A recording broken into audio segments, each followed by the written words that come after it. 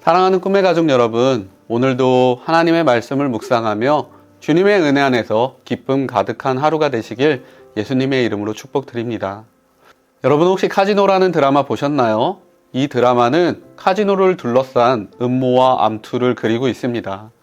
특별히 주연 배우인 최민식이 필리핀의 카지노의 대부가 되는 과정과 그 과정에서 이루어지는 상황들을 아주 극적으로 그리고 있어서 많은 사람들에게 인기를 얻었죠. 그런데 이 드라마를 보면서 제가 주목했던 점은 최민식의 변화였습니다. 드라마가 전개되면서 돈의 맛을 알게 된 최민식은 과거 선량했던 자신의 모습을 벗어버립니다. 돈을 위해 작은 죄악을 허용하기 시작했고 나중에는 사람을 직접 죽이는 지경에 이르게 되죠. 결국 주인공인 최민식의 비참한 최후는 죄를 허용한 인생의 결과가 어떠한지를 우리에게 말해줍니다. 죄악을 허용한 그의 인생이 결국 죄악 가운데 끝나는 것을 보며 죄악에 대한 경계가 참으로 중요함을 생각한 것이에요. 여러분, 우리가 잘 알고 있듯이 악함은 한 번으로 끝나지 않습니다. 하나의 죄악이 찾아온 듯 보여도 늘 뒤에는 또 다른 죄악이 그 뒤를 따라오고 있어요. 왜냐하면 사람이 죄악을 선택하는 순간 죄악이 그 사람을 삼켜버리기 때문입니다. 죄악에 삼켜지게 되면 옳은 선택을 할 수가 없습니다. 죄악에 의해 영적인 눈이 멀고 영적인 판단력이 마비되기 때문이에요. 그래서 우리는 하나의 죄악이 다가올 때 처음부터 단호하게 대처할 수 있어야 합니다. 우리의 영적 판단력이 살아있을 때 우리는 죄악을 경계하고 대적해야 하는 것이에요. 만약 우리가 첫 번째 죄악을 허용하게 된다면 이어서 찾아오는 수많은 죄악에 의해 우리의 영혼은 잠식되고 말 것입니다. 그렇기 때문에 죄악에 대한 경계는 아무리 강조해도 부족함이 없는 것이죠. 특별히 오늘 본문에 등장하는 다윗은 평생 하나님 앞에 신실했지만 단 한 번 허용한 죄악으로 인해 수많은 죄의 굴레에 빠진 모습을 보여줍니다.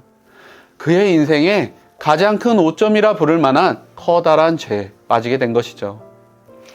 죄악의 시작은 아주 사소했습니다. 다윗은 전쟁의 시기인 봄이 왔음에도 무슨 연유에서인지 왕궁에 남는 것을 선택했습니다. 자신의 군사들이 치열하게 암몬과 전쟁을 벌이는 동안 그는 왕궁에 남아 유유자적하고 있었던 것이에요. 그러던 어느 날 늘어지게 낮잠을 자고 일어난 다윗이 왕궁을 거닐다 옥상 건너편에서 한 여인을 바라보게 되었어요. 잘 알다시피 그녀의 이름은 밧세바, 자신의 장수인 우리아의 아내였죠.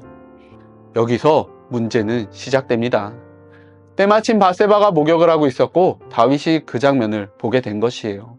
이 장면에서 그동안 우리가 알고 있었던 다윗이라면 어떻게 행동해야 했을까요? 그 자리를 속히 떠났어야 했습니다.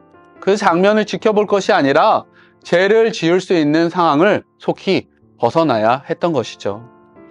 하지만 다윗은 밧세바를 바라보았습니다. 밧세바를 바라본 다윗의 마음이 어떠했는지 2절에서는 이렇게 기록하고 있어요. 저녁 때에 다윗이 그의 침상에서 일어나 왕궁 옥상에서 거닐다가 그곳에서 보니 한 여인이 목욕을 하는데 심히 아름다워 보이는지라.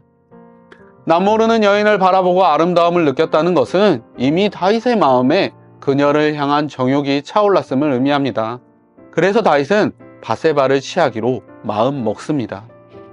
그의 전령을 보내 그 여인이 누군지 알아보고 그녀의 존재를 확인했음에도 불구하고 정욕의 노예가 된 다윗의 마음에는 이미 죄를 죄로 여기는 인식이 마비되었던 것이에요.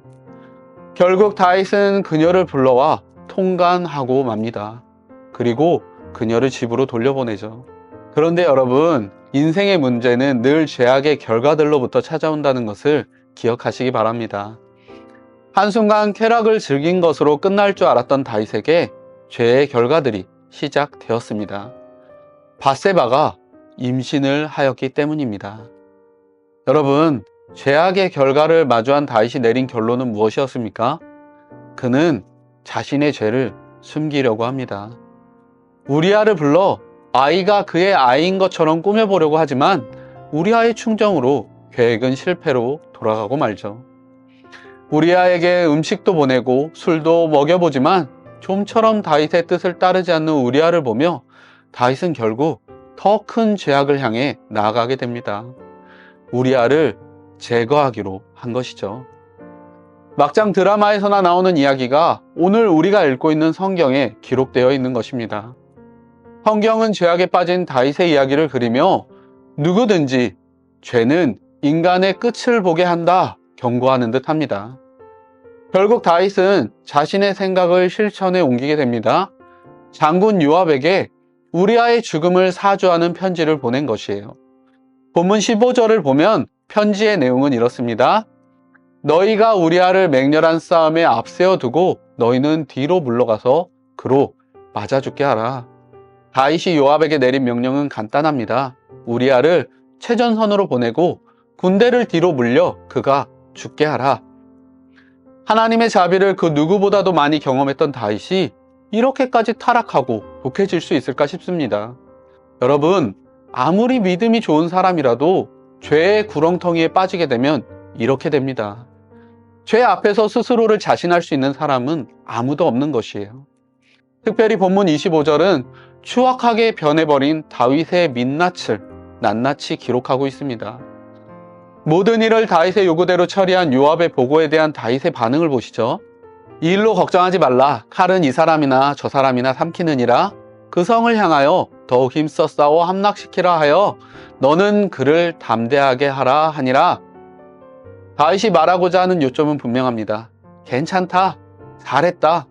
이제 하던 대로 전쟁이나 마저 끝내라. 죄악에 잠식당한 다윗은 이제 자신의 목적을 위해서라면 자기 부하들을 아무 때나 희생시킬 수 있는 사람이 되어버렸습니다. 하나님의 뜻이 아닌 자신의 입장에서 옳고 그름을 판단하는 사울과 같이 되어버린 것이에요. 사랑하는 꿈의 가족 여러분, 오늘 본문을 통해 우리는 죄에 대한 분명한 경계심을 가져야 합니다. 죄를 통해 얻는 희열은 영원하지 않습니다. 그리고 죄로 인해 마주하게 될 대가는 너무도 크고 추악합니다. 다윗이 그랬던 것처럼 죄는 꼬리에 꼬리를 물고 더 큰 죄로 우리를 이끌어 갑니다.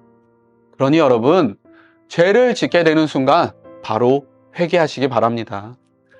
회개의 유익은 단순히 죄를 용서받는 것에만 있지 않습니다. 회개의 진정한 유익은 꼬리에 꼬리를 물고 우리를 잠식해오는 그 죄를 멈추게 한다는 것에 있습니다. 회개는 우리의 죄를 멈추게 하며 우리의 시선을 그리고 우리의 방향을 돌려서 하나님께로 나아가게 합니다. 그러니 여러분, 죄를 마주한 순간 곧 회개하시기 바랍니다. 회개를 통해 죄를 떠나 주님 안에 머무는 축복이 우리 꿈의 교회 공동체 모두에게 충만히 있기를 예수님의 이름으로 축원드립니다. 함께 기도하시겠습니다. 사랑의 주님, 우리가 살아가는 인생 속에는 참으로 많은 죄의 유혹들이 있습니다. 달콤하고 쾌락적인 죄악들이 우리의 삶을 찾아올 때마다 우리가 그 죄악을 멀리하는 능력을 주시옵소서. 특별히 죄를 짓게 되었을 때는 즉시 회개하여 주님의 은혜를 경험하게 하여 주시옵소서. 회개를 통해 죄를 멈추며 주님을 바라보는 우리의 믿음이 될 수 있도록 주님, 우리와 늘 함께하여 주시옵소서. 회개의 은혜와 회복해 하시는 주님의 사랑 안에 늘 거하는 우리의 믿음이 되기를 원합니다. 주님, 우리를 인도하여 주시옵소서. 살아계신 주 예수님의 이름으로 기도드립니다. 아멘. 하늘을 볼 겨를도 없이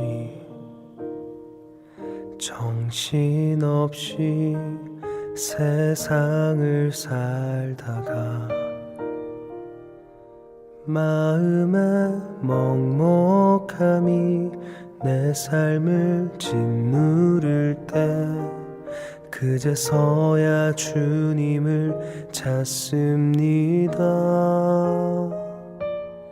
행복을 느낄 겨를도 없이